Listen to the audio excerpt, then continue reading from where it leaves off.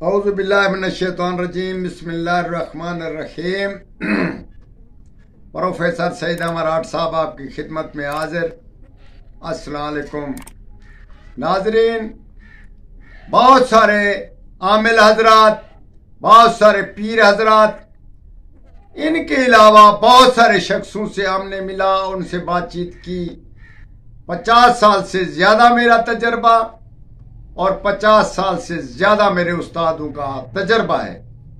اسی حساب میں 100 سال کی بنا میں ہم ایک چیز پہ پہنچے ہیں، استخارے پہ، جس کا نام استخارہ بولتے ہیں۔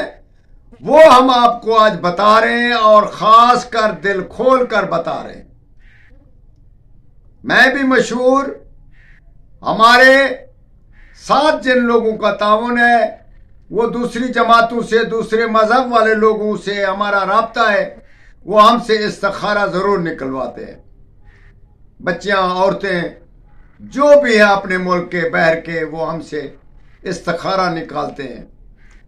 آج ہم یہ نہ سوچیں اور ہماری زندگی کی دعا کریں اللہ تعالیٰ طویل عمر بخشے، تو کبھی کبھار یہ ہوتا ہے کہ ہو سکتا ہے کہ ہم آپ کو آج دل کھول کر اصلی چیز بتا رہے ہیں، تو ان سے آپ دعا کریں میری زندگی کے بارے میں۔ ہو سکتا ہے کبھی یہ آخری بات نہ بن جائے۔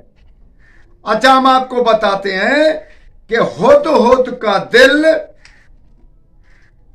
ہد پرندہ ہے، اس کا دل، ہد کے بارے میں ہمارے قرآن پاک میں بھی تفصیلاً حضرت سلیمان پیغمبر سے رابطے کے بارے میں، قصے کے بارے میں، اس کے جو بتانے کی بات تھی، وہ بھی ایک بہترین ہمارے طویل علماء اور طویل یعنی کہ یہ جو مطب طب ہے یا اس کے علاوہ اس کی تاریخ جو ہے صاف لفظوں میں بتاتی ہے کہ ہد کسی خاص راز بتانے میں یعنی کہ استعمال ہوئی تھی۔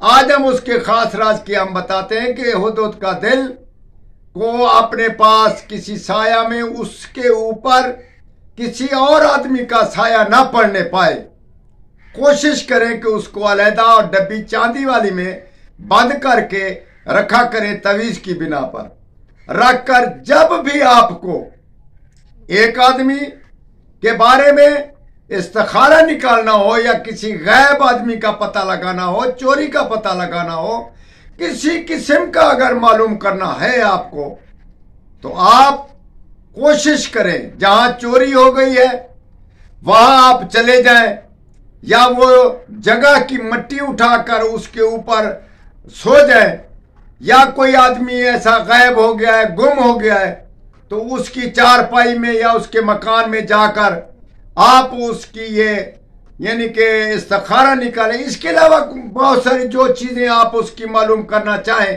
وہ بالکل سچی اور 100% آپ کو خواب میں تفصیلاً بتایا جائے گا۔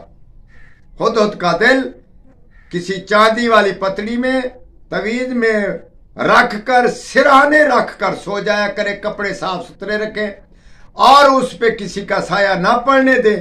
یہ آپ کا استخارہ ہے، نہ پڑھنا ہے نہ پڑھانا ہے، یہ میرا تجربہ ہے اور اس پہ ہم لوگ کامیاب ہیں۔ کوئی چیز آپ نے بتانی ہے وہ سچ سچ آپ کو بتائی جائے گی۔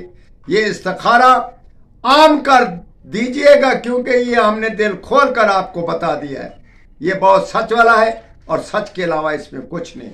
تجربہ کر کے دیکھیں اور ہمارے حق میں دعا کریں۔ والسلام۔